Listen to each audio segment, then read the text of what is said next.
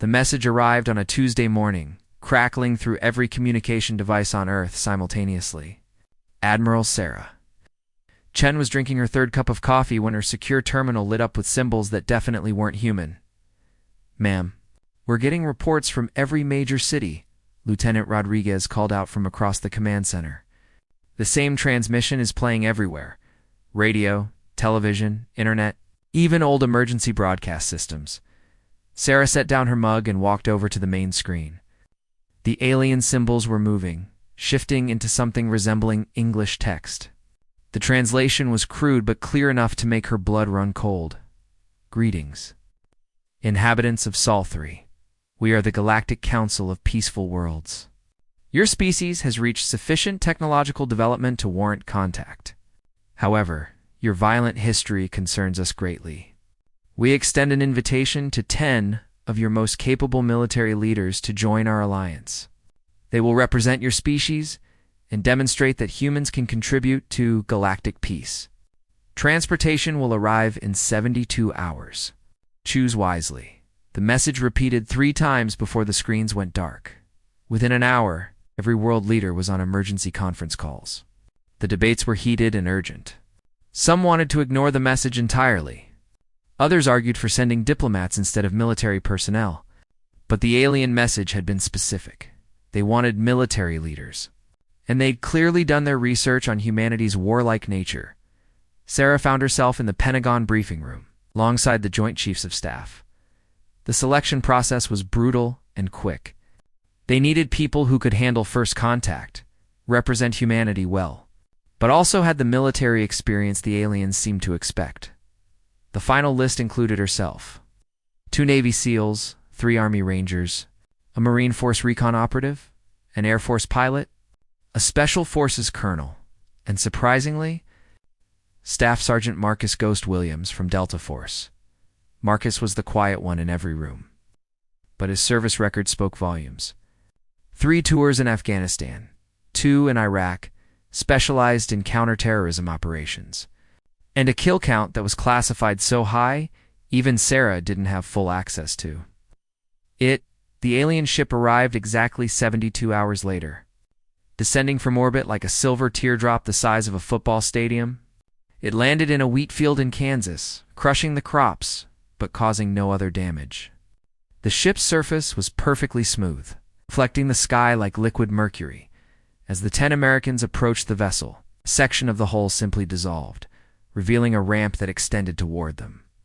The interior was bathed in soft blue light, with corridors that seemed to stretch impossibly far into the ship's depths. Their escorts were tall, slender beings with pale blue skin and large dark eyes. They wore flowing robes and spoke in melodic tones that were somehow translated directly into the humans' minds. "Welcome aboard the Harmony's voice," their guide said, its mental voice carrying notes of curiosity and caution. "I am Diplomatic Coordinator Veltar. We have prepared quarters for your journey to the Council Station. The voyage will take approximately 6 of your days." The ship's interior was a marvel of technology. It seemed to blend science with art. Walls curved in impossible ways. Gravity felt adjustable in different sections. And windows showed views of space that looked more like paintings than photographs.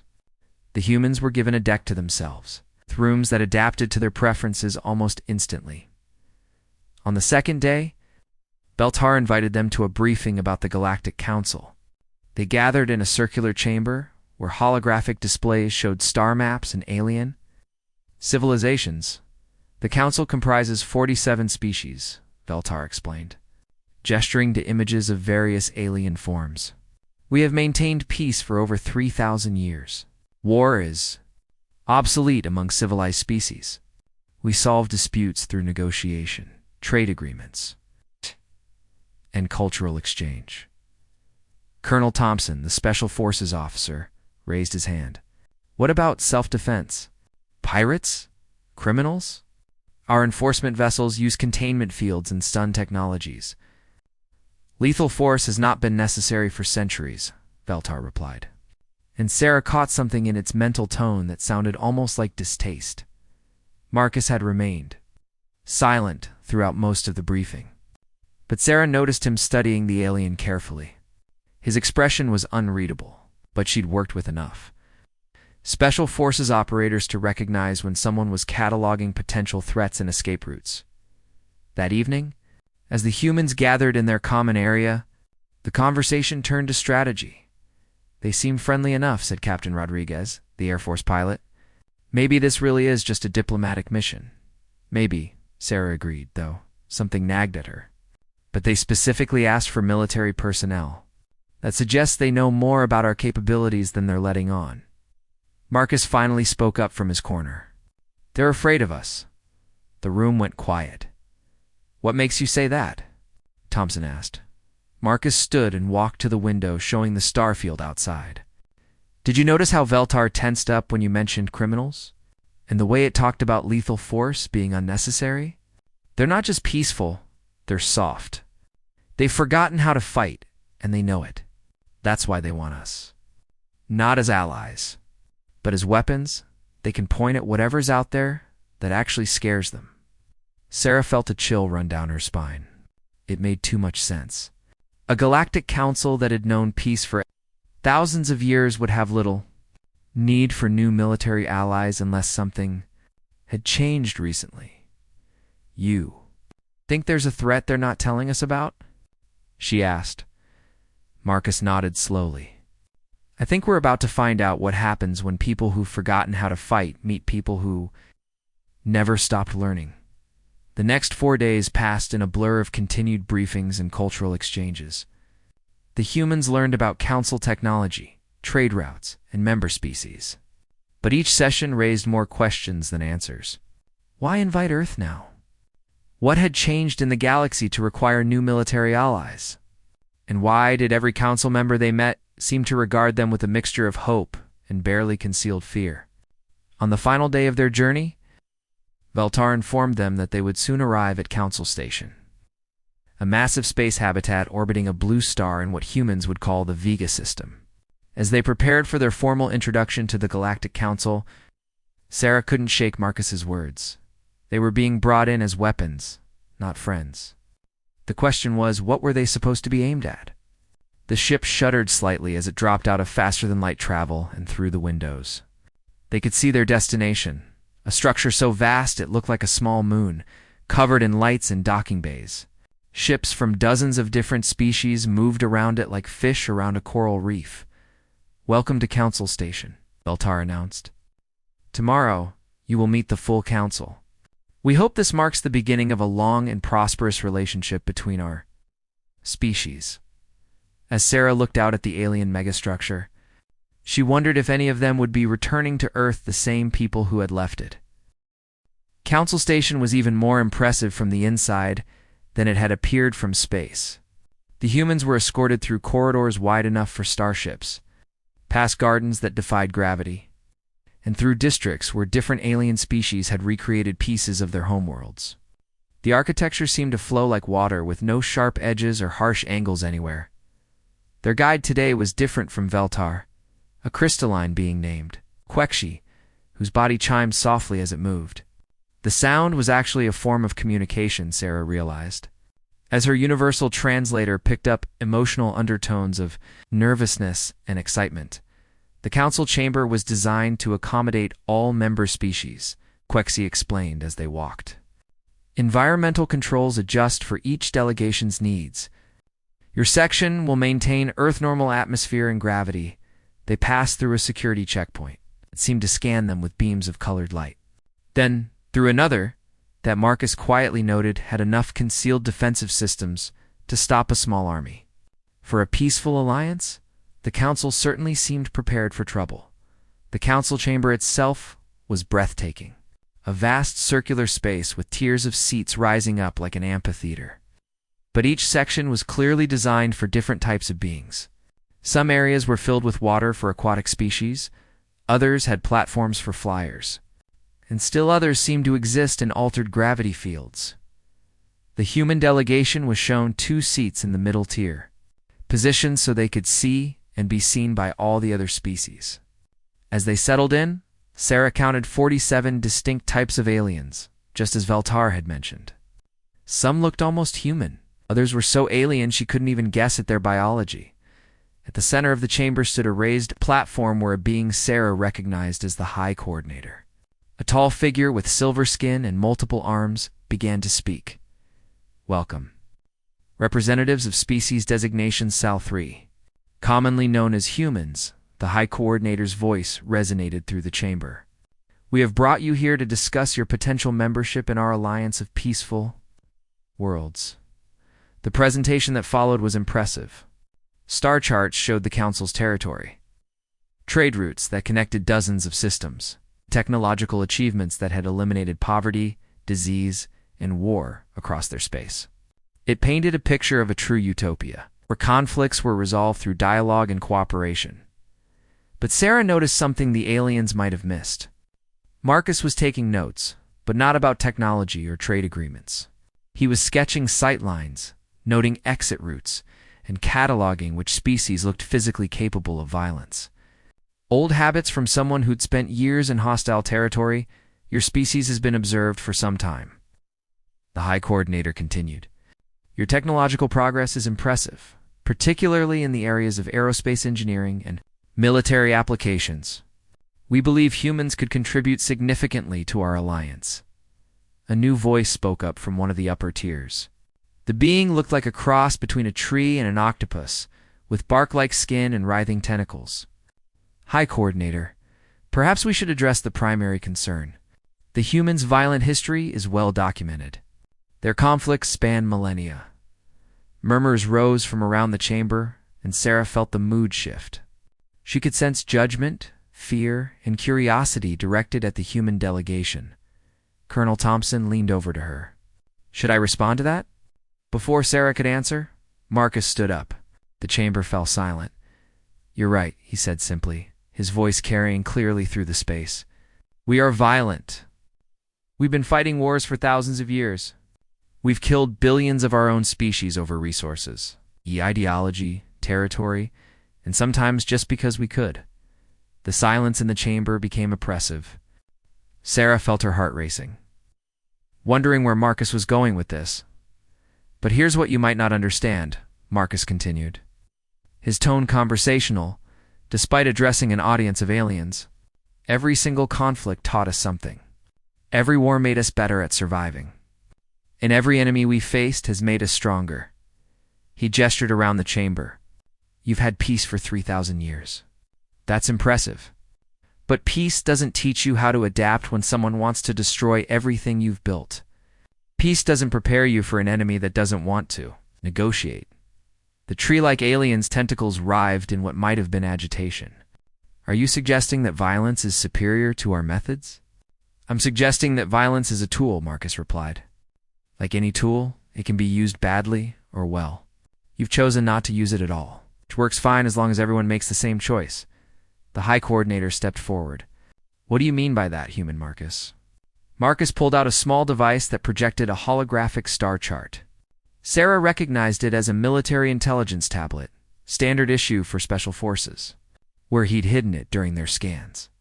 She had no idea. This shows ship movements near your outer territories over the past 6 months, Marcus said.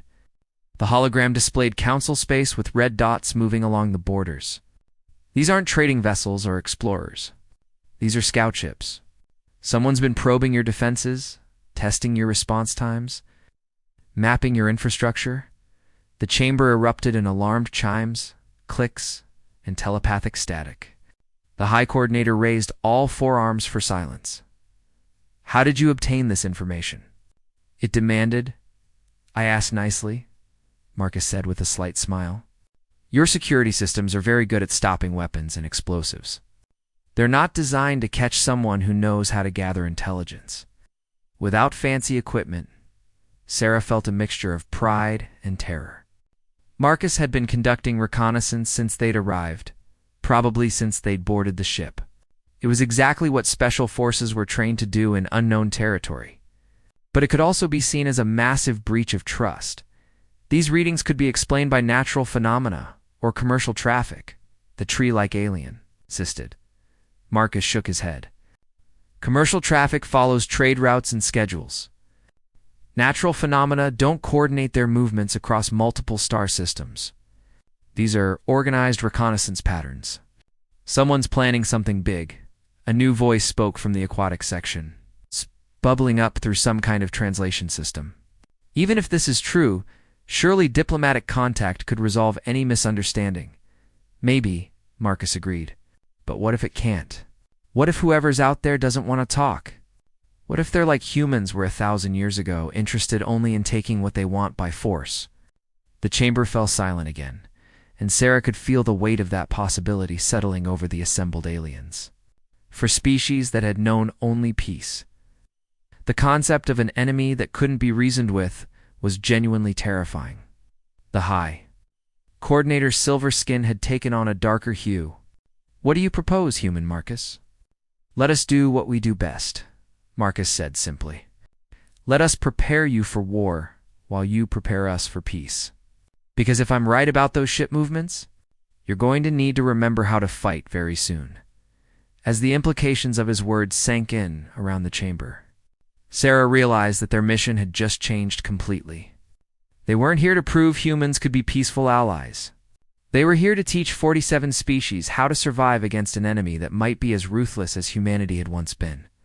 The question was whether the Council would accept that help, or whether their peaceful nature would prevent them from taking the steps necessary to protect themselves. Looking around at the alien faces, some thoughtful, some fearful, some still skeptical, Sarah suspected they were about to find out just how deep the Council's commitment to peace really went. The emergency session convened 6 hours after Marcus's revelation. The Council chamber had been cleared except for senior coordinators from each species and the human delegation. The atmosphere was tense, with hushed conversations in dozens of languages creating a backdrop of anxiety. High Coordinator Zethkri called for order, its silver skin now showing patterns of deep blue that Sarah's translator indicated meant serious concern. "We have verified the intelligence provided by human Marcus. Our deep space monitoring stations confirm the presence of unknown vessels conducting systematic reconnaissance of our border regions." The revelation hit the chamber like a shockwave. Some species representatives began agitated discussions among themselves, while others sat in stunned silence. The tree-like delegate, whom Sarah now knew was called First Branch Velthani, spoke first. "How is this possible? Our sensors should have detected any unauthorized incursions months ago." Marcus stepped forward again, his demeanor calm despite the chaos around him. "Your sensors are designed to detect normal space traffic and natural phenomena. These ships are using passive scanning techniques and staying just outside your patrol routes. They're being very careful not to trigger your detection systems. But why weren't we informed of this threat assessment?" demanded a crystalline being whose body pulsed with agitated colors. The High Coordinator's additional arms gestured, in what might have been embarrassment. "Because we have been aware of the incursions for approximately 8 months. We hoped they were merely exploratory in nature." The silence that followed was deafening. Admiral Chen felt her military training kick in. "You've known about hostile reconnaissance for 8 months and didn't increase defensive readiness. Didn't prepare contingency plans?" "We attempted diplomatic contact," Zethkri replied, its skin pattern shifting to darker hues. "All communication attempts were ignored. We then convened the Peace Mediation Committee to determine appropriate responses." "How long did that take?" Colonel Thompson asked, though his tone suggested he already suspected the answer. "The committee is still in session. Preliminary recommendations were expected within another 6 months." The human delegation exchanged glances. In military terms, the Council had spent 8 months doing essentially nothing while unknown forces gathered intelligence on their defenses. Marcus pulled out his intelligence device again, projecting new data. "The pattern has changed in the last 2 weeks. The reconnaissance ships are pulling back, which usually means one of two things. They've gathered enough information, or they're making room for something bigger." A new voice entered the conversation, a being that looked like a floating jellyfish with bioluminescent patterns. Its communication came through as melodic tones. Surely this could still be resolved through dialogue. Perhaps they are simply a newly spacefaring species attempting to understand galactic civilization. That's possible, Sarah admitted. But in human military doctrine, we prepare for the worst-case scenario while hoping for the best. What's your worst-case scenario here? The question seemed to stump the assembled aliens. After several minutes of silence, First Branch Velthani spoke up. We, have not conducted worst-case military analysis in over 2 millennia. Our planning focuses on resource allocation, trade optimization, cultural development. Marcus nodded as if this confirmed something he'd suspected. Show me your defensive capabilities. The next hour was both fascinating and horrifying for the humans. The Council had impressive technology, energy shields, faster-than-light communication, and manufacturing capabilities that bordered on miraculous. But their weapons were almost exclusively non-lethal, designed for containment rather than destruction. This is your primary defense fleet, Sarah asked, studying the holographic displays of Council vessels. The ships were beautiful, with curved hulls and elegant designs, but they looked more like luxury yachts than warships. These vessels can disable attacking ships with electromagnetic pulse fields and containment beams, explained a delegate from the aquatic species. They have never failed to resolve conflicts peacefully, because you've never faced an enemy that wanted to destroy rather than disable, Marcus pointed out. What happens if someone shows up with the intent to kill rather than capture? The question hung in the air like a challenge. Finally, Zeth Kree addressed it directly. Our philosophers have theorized about such scenarios. But we concluded that truly aggressive species would eliminate themselves before reaching interstellar capability. The logic of mutual destruction would prevent lasting aggression. Human logic, Thompson said quietly. We came very close to destroying ourselves multiple times. Nuclear weapons, biological warfare, environmental destruction. The only reason we survived is that we learned to balance aggression with cooperation. But still maintain weapons of mass destruction, Velthani observed. Because we know that others might too, Sarah replied. Deterrence works.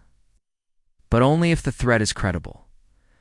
Marcus was studying the tactical displays with the intensity of someone planning a campaign. Your shield technology is excellent, but it's purely defensive. Your ships are fast but lightly armed.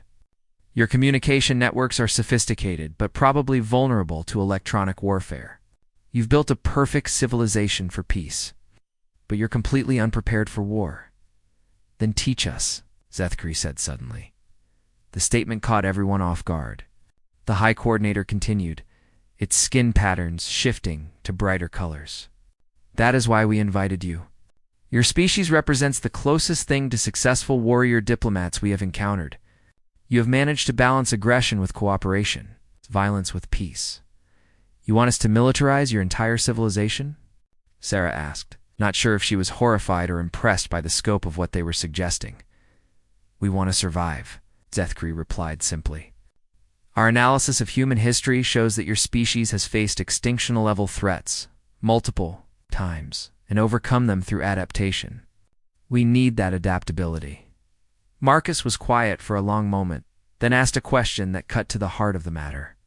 What makes you think we can teach 47 different species to think like warriors when many of you have never even seen violence? Before anyone could answer, alarms began sounding throughout the station. Emergency lights bathed the chamber in red illumination, and automated voices began broadcasting in multiple languages. Zeth Kree was receiving rapid communication through some kind of neural link, its skin cycling through alarmed patterns.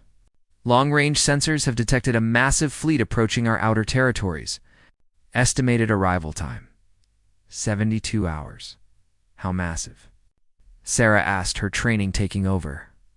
Preliminary scans indicate over 300 vessels of unknown configuration. They are not responding to communication attempts and are maintaining attack formation. The chamber erupted in panic. Representatives from different species began arguing in their native languages, creating a cacophony of fear and confusion. Some called for immediate diplomatic outreach, others suggested fleeing to deep space, and a few even proposed surrendering to avoid bloodshed. Marcus stepped into the center of the chaos and spoke in a voice that somehow cut through all the noise. 72 hours is not enough time to turn you into warriors. But it might be enough time to keep you alive long enough to learn. The chamber fell silent again. All attention focused on the human who had somehow taken charge of the situation. Here's what's going to happen, Marcus continued, his tone carrying the authority of someone who had commanded under fire. You're going to give us complete access to your military systems, manufacturing facilities, and communication networks. We're going to show you how to turn your peaceful technology into weapons. And you're going to learn the most important lesson humans ever figured out, which is, Zethkri asked. Marcus's expression was grim, but determined. Sometimes the only way to preserve peace is to be very, very good at war. As if to emphasize his point, another alarm sounded, indicating that the unknown fleet had accelerated and would arrive in 60 hours instead of 72. The real test was about to begin. The transformation of Council Station began immediately. Within the first hour, the humans had split into specialized teams, working with different alien species to maximize their defensive preparations. Sarah found herself coordinating with the High Coordinator while Marcus disappeared into the depths of the station's engineering sections. Your manufacturing systems are incredible, Captain Rodriguez reported over the communication network. The Zephyrians can reshape metal at the molecular level, and the Christic can grow circuit patterns in real time. We just need to show them what to build. Sarah was reviewing defensive positions with Zethkri when Colonel Thompson's voice crackled through the com. Admiral, you need to see this. The engineering teams have created something, ... unexpected. She made her way to Manufacturing Bay 7, where a crowd of aliens and humans had gathered around what looked like a sleek missile the size of a small spacecraft. The weapon was beautiful in an alien way, with curves and patterns that seemed to flow like water. But there was something unmistakably dangerous about its design. We call it a harmony disruptor, explained Chief Engineer Quintal, a spider-like being whose multiple arms were still fine-tuning components. It uses the same principles as our containment beams, but inverted. Instead of capturing and holding, it tears apart molecular bonds. Marcus appeared from beneath the device, his uniform stained with some kind of alien lubricant. It's basically a weapon that turns matter back into its component atoms. Non-lethal in the sense that there's no explosive, but extremely lethal in that whatever it hits simply stops existing. How many can we produce? Sarah asked. The automated systems can manufacture one every 40 minutes, Quintal replied. We have begun production of 50 units. The next few hours blurred together as the station transformed into a fortress. The peaceful corridors were retrofitted with defensive positions. The beautiful gardens became camouflaged weapon emplacements. The flowing architecture was modified with blast barriers and firing ports. But the most dramatic changes were happening to the aliens themselves.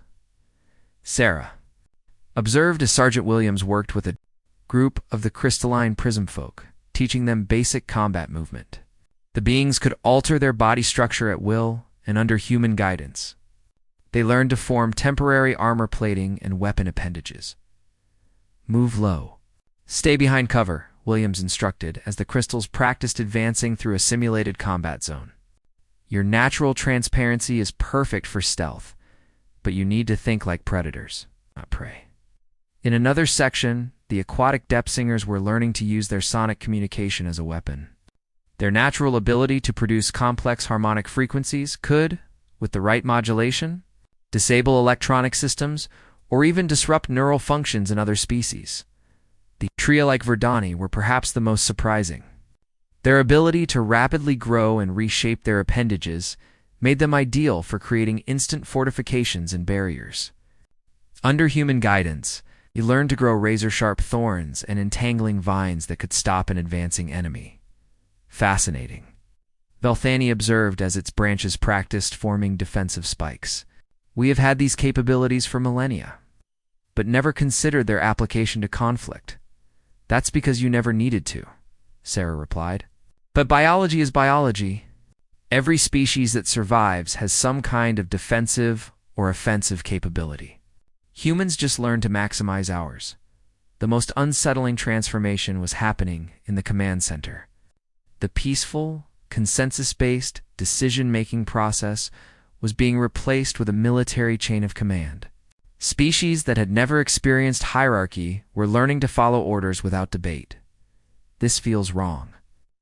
Zethkri admitted as it practiced issuing rapid-fire commands to subordinates. Our entire philosophy is based on collaborative discussion and mutual agreement. In peacetime, it's ideal. Sarah agreed. In war, it gets people killed. You can return to consensus building after you survive. Marcus appeared at her shoulder, looking grim. We have a problem. Long-range scans are showing more detail on the approaching fleet. The main display lit up with enhanced images of the attacking ships. They were brutal, angular things that looked like they had been designed specifically for destruction. No curves, no aesthetic considerations, just functional weapons platforms bristling with weapon systems. Ship design tells you a lot about a species, Marcus observed. These weren't built by explorers or traders. These are pure warships. It's designed by a species that thinks about nothing but combat. Preliminary analysis suggests the attacking species is completely militarized, reported Scanner Prime Ethwick, whose insectoid form was perfectly adapted for processing multiple data streams. Their technology appears focused entirely on destruction and conquest. How many ships? Sarah asked. 347 vessels. Largest ones are approximately 5 times the mass of our biggest defense platforms. The numbers were sobering. Even with their rapid militarization, Council forces were badly outnumbered and outgunned. There's something else, Marcus continued. The attack formation is too sophisticated for a first contact scenario. They know exactly how our defenses are arranged, where our weak points are, and how our command structure works. The implication hit Sarah like a cold wave. Someone's been feeding them intelligence. Has to be. This isn't exploration or even opportunistic raiding. This is a precisely planned conquest. And they know us too well for it to be coincidence. Before anyone could respond, alerts began sounding again. The enemy fleet had accelerated once more and was now only 36 hours out. Worse, advanced scouts were already probing the outer defense perimeter. All right, Sarah announced to the assembled command staff. New priority. We assume we have a spy or saboteur among the Council species. Marcus, I want you to. She was interrupted by a new voice, calm and emotionless. That will not be necessary, Admiral Chen. Everyone turned to see Veltar, the original diplomatic coordinator who had greeted them, standing in the entrance to the command center. But something was wrong with the alien's appearance. Its skin had taken on a darker hue, and its large eyes now seemed cold and calculating. I have been providing intelligence to the Devastator fleet for the past 8 months, Veltar announced, without emotion. Your arrival and subsequent military preparations have been fully reported to the fleet commander. The silence was broken by the sound of weapons being drawn. The humans had their sidearms out instantly, while several alien species activated their newly learned combat modifications. Why? Zethkri asked, its voice carrying pain and betrayal. Because the Council's weakness disgusts me, Veltar replied. 3,000 years of stagnation disguised as peace. We have become soft, useless, content to drift through space, accomplishing nothing of significance. The Devastators offer purpose, strength, the glory of conquest, the glory of genocide, Sarah corrected coldly. The glory of evolution through conflict, Veltar shot back. Something your species understands. Even if these others do not. Marcus had been studying the alien carefully during its speech. You're not just a spy. You're a recruitment tool. The Devastators want to turn Council species against each other. Divide us from within. Veltar's expression shifted to something that might have been approval. Very good, human Marcus. Yes, the Devastators have been cultivating dissatisfaction among certain Council members for years. Several species have already agreed to join them rather than face destruction. Which species? Sarah demanded. That information will die with me, Veltar replied, reaching for something concealed in its robes. The alien never got the chance to use whatever weapon or suicide device it had hidden. Marcus moved with the fluid speed of a Special Forces operative, covering the distance between them in 2 steps, and striking with precise, economical violence. Veltar collapsed, unconscious but alive. "We need it alive for interrogation," Marcus explained to the shocked aliens. "Dead spies can't tell us who else is compromised." As security teams moved in to secure the prisoner, Sarah felt the weight of their situation settling over her. They were facing a technologically superior enemy that outnumbered them 3-1, had detailed intelligence about their defenses, and had already turned some council members to their side. 35 hours, she announced to the command center. "We have 35 hours to prepare for the fight of our lives." The real question was whether they could teach an entire peaceful civilization to wage war in less than 2 days, especially when some of them might be working for the enemy. Looking around at the faces of the aliens who had trusted humanity to help them survive, Sarah realized they were about to find out if peace could learn to fight hard enough to preserve itself. The interrogation of Veltar revealed the full scope of the betrayal. Using a combination of human psychological techniques and alien truth detection methods, they discovered that 5 species within the council had secret agreements with the Devastators. The plan was elegant in its brutality. Those species would sabotage critical systems during the battle, allowing the Devastators to break through defenses and capture the station intact. The Helix Swimmers, the Gas Dancers, 3 of the Verdani subclans, most of the Silicon Shapers, and approximately 30% of my own species, Veltar admitted under interrogation, its voice flat and emotionless. "We were promised positions of authority in the new order." Sarah felt sick. They weren't just facing an external enemy anymore. They were looking at a civil war among species that had lived in peace for millennia. "How do we handle this?" Colonel Thompson asked during an emergency meeting of the human team.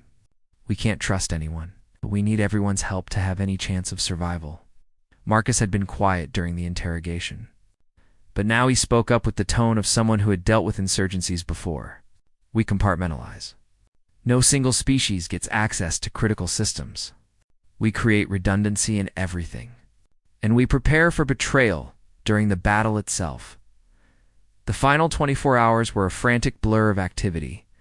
The humans split their time between training loyal council members and secretly preparing countermeasures for the inevitable sabotage attempts. The station's beautiful architecture was further modified with hidden weapon systems and automated defenses that only humans could control. Sarah found herself working closely with species she now knew she could trust. The Christic, who could grow new technologies in real time. The insectoid hive minds, who thought in perfect coordination. And surprisingly, the peaceful harmony singers, whose sonic abilities had proven devastatingly effective against electronics. "Your species fascinates me," Melody Prime Cathara told Sarah as they calibrated a new sonic disruption system. "You plan for treachery while hoping for loyalty. You prepare for the worst while fighting for the best possible outcome. It's called paranoid optimism," Sarah replied with a grim smile. "We learned it the hard way. The first wave of Devastator ships arrived exactly on schedule, dropping out of faster-than-light travel in perfect attack formation. The vessels were even more intimidating up close. Massive, angular monstrosities bristling with weapon systems that looked capable of cracking planets. Incoming. "Communication," reported the communication officer. "A multi-armed being whose species had remained loyal. The Devastator fleet commander wishes to address the station." The main screen flickered to life, revealing a creature that looked like it had been designed by nightmares. The Devastator was roughly humanoid but covered in what appeared to be living armor. Its face was a mass of scarred flesh with too many eyes, and when it spoke, rows of razor-sharp teeth were visible. "I am War Leader Crexon, of the Devastator fleet," the creature announced, its voice a grinding rasp. "We offer you one final opportunity for survival. Surrender immediately, and those species that submit will be incorporated into our empire as slave warriors. Resist. We will demonstrate why 47 civilizations have already fallen before us." High Coordinator Zethkree stepped forward, its silver skin showing patterns of determination rather than fear. "We reject your terms, Devastator." The Council stands united in defense of our peaceful way of life. Crexon's multiple eyes focused on something off-screen, then back to the camera. Interesting.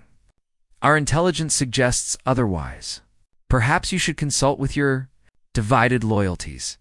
Before making such bold statements, the transmission cut off, and immediately chaos erupted across the station.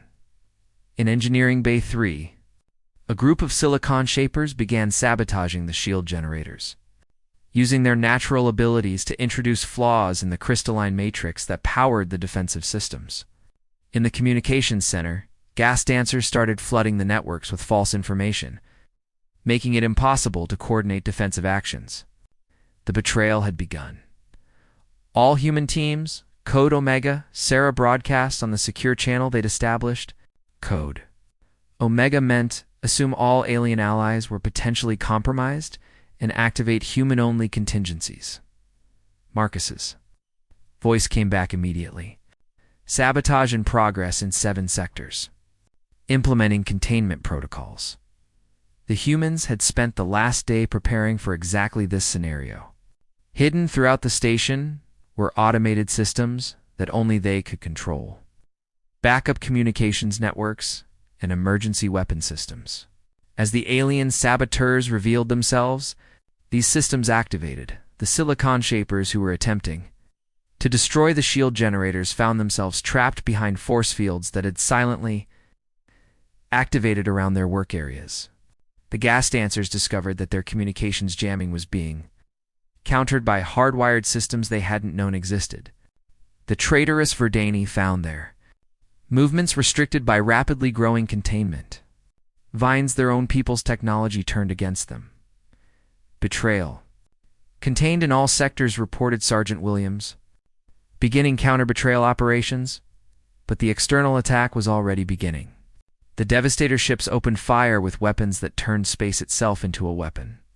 Beams of twisted reality tore at the station's shields, while missiles that seemed to exist in multiple dimensions simultaneously bypassed conventional defenses. Shields at 60% and falling, reported Scanner Prime Ethwick. Unknown weapon types are penetrating our defenses through methods we cannot analyze. Sarah watched the tactical display as the Devastator formation split into 3 groups. The largest group continued the frontal assault, keeping the station's defenses focused forward. The second group was moving to flank them, clearly intending to attack from multiple angles.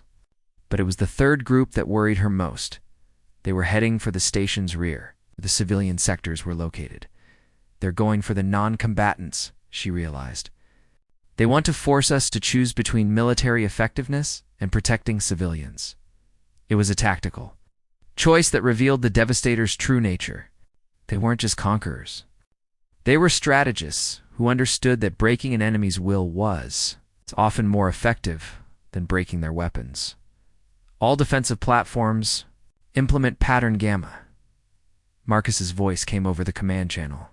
Pattern Gamma was something they'd developed specifically for this scenario, a defense in depth that would protect civilians while maintaining offensive capability. The station's newly militarized systems came online in sequence. The Harmony disruptors began firing, and where their beams touched Devastator ships, the vessels simply stopped existing. Molecular bonds broke down, and proud warships became clouds of component atoms. But the Devastators adapted quickly. Their ships began projecting some kind of coherence field that protected them from molecular disruption. Worse, they started firing back with similar weapons. They've analyzed our technology and developed countermeasures in real time, observed Chief Engineer Quintal, as another Harmony disruptor was destroyed. This enemy learns as it fights. The battle was turning into a grinding slugfest, with both sides adapting and counter-adapting their technologies in real time. The station's defenses were holding, but barely, and casualties were mounting among both loyal and traitorous species. Then, Marcus made an observation that changed everything. Admiral, look at the attack pattern more carefully. They're not trying to destroy us quickly. They're prolonging the fight. It's making it as brutal and visible as possible. Sarah studied the tactical display and realized he was right. The Devastators had the firepower to overwhelm the station's defenses. But they were holding back, taking losses they didn't need to take. They're not just here to conquer us, she realized. This is a demonstration. They want other civilizations to see what happens when you resist them, which means they're recording everything, Marcus added grimly.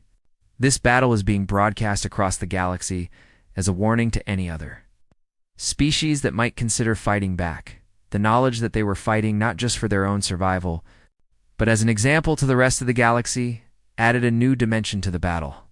If they lost, it wouldn't just mean the death of everyone on the station. It would mean that peaceful species everywhere would surrender rather than face the same fate. All stations, all species, Sarah announced on the general communication channel. This is Admiral Chen. You need to understand what we're really fighting for here. We're not just defending Council Station. We're proving that peace can fight back.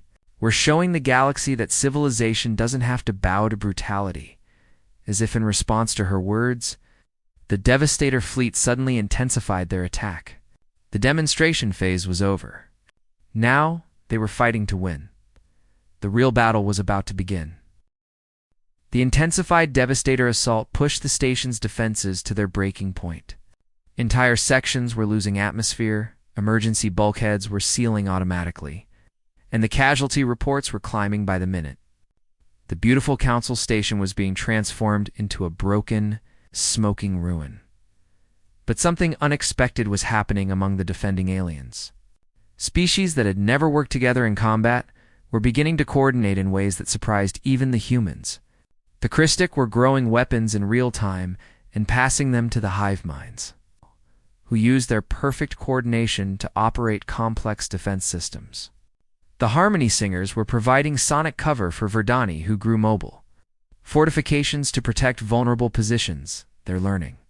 Colonel Thompson observed as he watched a mixed group of aliens execute a textbook flanking maneuver against boarding parties that had breached the outer hull. They're actually learning to fight as a unified force, Sarah was coordinating the overall defense when Marcus appeared at her side, his expression more serious than she'd ever seen it. We need to talk. Privately, he said in a tone that brooked no argument. They stepped into his side chamber that had been converted into a human-only briefing room. Marcus sealed the door and activated a sound-dampening field. I need to tell you something about my service record, he began without preamble. The classified parts that even you don't have access to. Sarah felt a chill run down her spine. Marcus, now isn't the time for now is exactly the time, he interrupted. Because what I'm about to tell you might be the key to winning this fight. But it's also going to change how everyone looks at me. Probably how everyone looks at all of us. He paused, seeming to gather himself, then continued in a flat, emotionless tone that Sarah recognized as the voice someone used when reporting the unthinkable. 3 years ago, I was part of a deep black operation in the Hindu Kush Mountains. We were hunting a terrorist cell that had acquired biological weapons. The mission went sideways when we discovered the cell wasn't just planning to use the weapons, they were testing them on captured civilians. Sarah remained silent. Recognizing that Marcus needed to tell this story in his own way, the facility was built into a mountain complex with over 200 hostages, including children. The terrorist leader was a former Soviet bioweapons expert who'd gone completely insane. He was using the hostages as test subjects for weaponized diseases, documenting everything. Planning to sell the data to the highest bidders? Marcus's voice remained steady. But Sarah could see the cost of reliving these memories. Standard protocols called for a siege, negotiation, surgical extraction of hostages. But the intelligence was clear. He was going to kill all the hostages regardless. And the biological weapons would be dispersed globally within 72 hours. The decision came down from levels so high, I don't even know who made it. Neutralize the threat by any means necessary. What did you do? Sarah asked, though she was beginning to suspect the answer. I went in alone through a ventilation system that should have been impossible to navigate. Spent 14 hours crawling through spaces barely wider than my shoulders, avoiding detection by guards, automated systems, and biological sensors. When I reached the central laboratory, I found something that still gives me nightmares. He paused, his hands clenching and unclenching. The terrorist had infected himself with his own creations. He'd become something that wasn't human anymore. Stronger, faster, completely immune to pain, and utterly insane. He was in the process of releasing all the weapons simultaneously when I reached him. You killed him, Sarah said, understanding now why this story was classified at the highest levels. I killed him, but not quickly and not cleanly. The biological modifications he'd made to himself meant conventional weapons were useless. I had to get creative, very creative. And I had to do it while he was releasing airborne pathogens. I would have killed millions if they'd escaped the facility. Marcus met her eyes directly.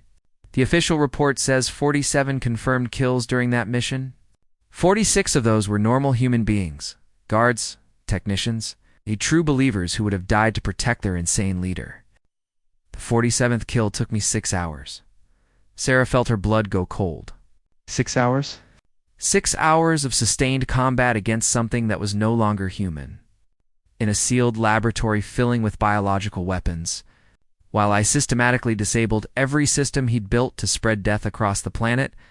I didn't just kill him, I dismantled him piece by piece, kept him alive and conscious while I destroyed everything he'd worked to create.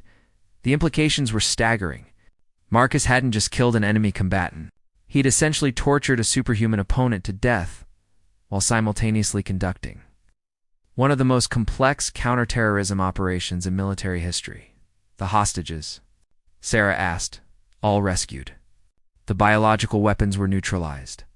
The terrorist network was rolled up based on intelligence I extracted during those 6 hours. The threat to global civilization was eliminated. Marcus's expression was grim. But I spent 6 hours doing things to another thinking being that no human should ever have to do. Why? Are you telling me this now? Marcus gestured toward the tactical displays showing the ongoing battle. Because I've been watching the Devastator combat patterns, their ship designs, their strategic choices. This isn't their first conquest. This isn't even their 100th. They've done this before, hundreds of times, against species just like the council members. So they've never faced anything like what I became in that laboratory. They've conquered 47 civilizations by being more ruthless than their enemies could imagine. But they've never met humans who've had to become monsters to fight monsters. Before Sarah could respond, alarms began sounding throughout the station. The tactical display showed something impossible. Devastator ships were materializing inside the station's shields, appearing in corridors and docking bays. Teleportation technology, Sarah breathed. They've been analyzing our defenses and found a way to bypass them entirely. Marcus was already moving toward the door. Boarding parties. They're done playing games. As they rushed back to the command center, Sarah grabbed Marcus's arm. What you did in that laboratory, you prepared to do it again. Marcus's expression was that of someone who had already accepted the unthinkable. Admiral, I've been preparing for it since the moment we learned about this attack. The question is whether the Council species can handle watching humanity become what it needs to become. To win this war, they entered the command center to find chaos. Devastator boarding parties were attacking throughout the station, but these weren't normal soldiers, like the terrorist leader Marcus had faced. They had been modified into something beyond normal biological limits. They're not just conquerors. Scanner Prime Ethwick reported its multiple eyes wide with horror. They're some kind of hybrid beings. Biological components integrated with mechanical systems. They're stronger and faster than any natural species, and they seem to feel no pain. Sarah looked at Marcus, understanding now why his story had been relevant. The Devastators weren't just a militaristic species. They were a civilization that had turned itself into living weapons. All human teams. Implement Protocol Nightmare, Marcus announced on the secure channel. Sarah had never heard of Protocol Nightmare, but from the responses of the other humans, it was something they all understood. Sir, are you sure? Came Sergeant Williams's voice. Once we go Nightmare, there's no going back to being the good guys in this fight. The good guys are already dead on 47 worlds. Marcus replied. Time to see if the monsters can do better. As the enhanced Devastator soldiers began their assault through the station, Sarah realized she was about to witness humanity reveal capabilities that would forever change how every alien species viewed them. The real horror wasn't that humans could become monsters when necessary. The real horror was that they were very, very good at it. Protocol Nightmare wasn't a military doctrine that appeared in any official manual. It was something deeper, darker, the acknowledgement that sometimes civilization itself had to be temporarily set aside to ensure its survival. Sarah watched the tactical displays as the human teams dispersed throughout the station, each moving with a purpose that seemed to chill the alien observers. The other species had learned to fight during their crash course in warfare, but what they were about to witness was something entirely different. The first Devastator boarding party hit Deck 7, where Sergeant Williams was coordinating with a mixed group of Christic and Hivemind defenders. The enhanced enemy soldiers moved within human speed and coordination, their biological and mechanical modifications making them seem unstoppable until they met Williams. The engagement lasted exactly 93 seconds. When the communications channel reopened, Williams's voice was steady, but somehow different. Deck 7 secured. Boarding party neutralized. Requesting cleanup crews and counseling support for alien witnesses. Similar reports came in from across the station. Captain Rodriguez in the manufacturing sector, 47 seconds. Colonel Thompson at the power core, 2 minutes and 18 seconds. Each human team was systematically dismantling Devastator forces that had overwhelmed every other species they'd encountered. But the cost was becoming apparent in the horrified reactions of the alien allies who witnessed these engagements. What did your sergeant do to those Devastator soldiers? High Coordinator Zethkri asked Sarah, its silver skin showing patterns of deep distress. Our sensors recorded biological functions continuing for several minutes after what should have been fatal trauma. Sarah felt sick. She could guess what had happened, but she needed to know for certain. Williams, report. Ma'am, the enhanced enemy soldiers are designed to continue fighting even with massive trauma. Standard kill shots don't stop them. Had to. Implement more comprehensive neutralization protocols. Translation. Williams had systematically disabled the Devastator soldiers piece by piece, keeping them alive long enough to ensure they couldn't regenerate or continue fighting, while extracting tactical intelligence about their modifications and weaknesses. It was exactly what Marcus had done in that mountain laboratory. But witnessed by species that had never imagined such methods could be necessary, the psychological impact on the council members was immediate and profound. Several species withdrew their personnel from joint operations with humans. Others began requesting that human teams operate independently to avoid witnessing their. But the tactical impact was equally clear.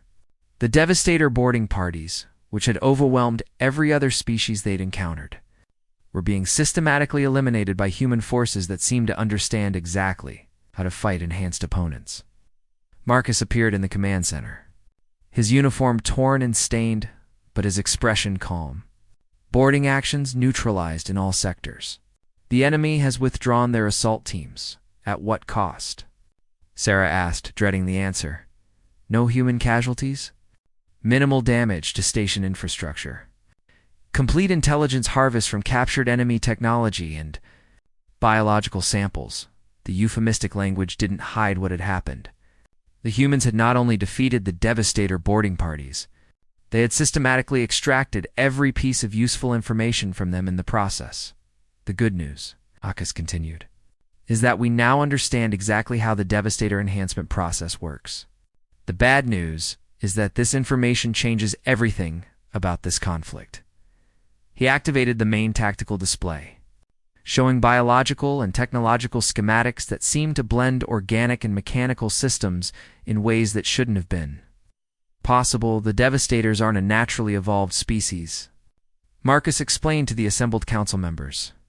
They're the end result of a civilization that discovered how to systematically modify themselves for warfare.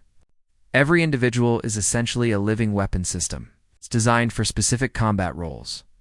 That explains their effectiveness, Zethkri observed. but it also suggests a level of social organization focused entirely on conquest. More than that, Marcus replied grimly. Based on the intelligence we extracted, the Devastator civilization has been expanding for over 2,000 years. They've conquered hundreds of species, and they always use the same pattern. Scout. Infiltrate, divide, conquer, absorb, Sarah asked. They don't just defeat other species. They integrate the useful ones into their own military structure through forced biological modification. The strong become Devastator soldiers. The intelligent become tactical support. Everyone else becomes expendable labor. The implications were horrifying. The Devastators weren't just conquerors. They were a civilization that consumed other civilizations, turning their victims into components of their own war machine. But there's something else, Marcus continued. Something that changes. Our entire strategic situation? He manipulated the display to show star charts with movement patterns spanning thousands of light years. Devastators are retreating from this entire galactic sector. Not just from us, but from everywhere. They're consolidating their forces and moving toward the galactic core. Why? Asked First Branch Velthani, whose people had proven instrumental in the station's defense, because something is coming from outside our galaxy. That makes the Devastators look like peaceful explorers. Silence that followed was absolute. The intelligence we extracted indicates that the Devastators have been running from something for the past 50 years. Something that destroyed their home galaxy and has been pursuing them across intergalactic space. Their conquest spree isn't expansion, it's desperate resource gathering. It's for a war they know they can't win. Sarah felt the universe shift around her. You're saying that the Devastators who just tried to destroy us are themselves refugees running from something worse? I'm saying that what we fought today was a desperate scouting force looking for allies, not conquerors looking for victims. The real threat is still coming. And it's something that makes enhanced warrior civilizations run in terror. The command center erupted in agitated discussions as representatives from different species tried to process this information. But Sarah was focused on something else. Marcus. The methods you and the other humans use today, were they necessary just to defeat the Devastators? Or were they practice for whatever's coming next? Marcus's expression was that of someone who had seen too far into the dark future. Admiral, what's coming next makes the Devastators look like a minor training exercise. Every technique we use today, every capability we demonstrated, we're going to need all of it, and more. He paused, looking around at the alien faces that were now regarding the humans with a mixture of gratitude, fear, and dawning comprehension. The Council invited 10 Americans to be allies. What you got was 10 humans who are very, very good at becoming whatever monsters are necessary to protect the things they care about. The question now is whether that's going to be enough. As if summoned by his words, long-range sensors began detecting new contacts at the very edge of their detection range. Hundreds of signatures, moving in patterns that suggested organization and purpose, but with technology so advanced that the sensors could barely register them. Time to arrival? Sarah asked, already knowing she wouldn't like the answer. Based on current trajectory and assuming they maintain present velocity, ... scanner prime. Ethwick's voice was barely a whisper. Approximately 6 months. Sarah looked around the command center at the faces of beings from 47 different worlds. Species that had just learned what it meant to fight for survival. Some looked terrified. Others looked determined. All of them were looking to the humans for guidance. "All right," she announced, her voice carrying the authority of someone who had accepted an impossible responsibility. "We have 6 months to turn a peaceful alliance into a military force capable of fighting something that scares the Devastators. Time to find out if peace can learn to wage war well enough to survive what's coming." As the council members began the urgent work of preparing for a threat beyond their imagination, Sarah couldn't help but wonder if humanity's greatest contribution to galactic civilization would be teaching everyone else how to become monsters. Sometimes, she thought that might be the most important gift one species could give to another. The real war was just beginning.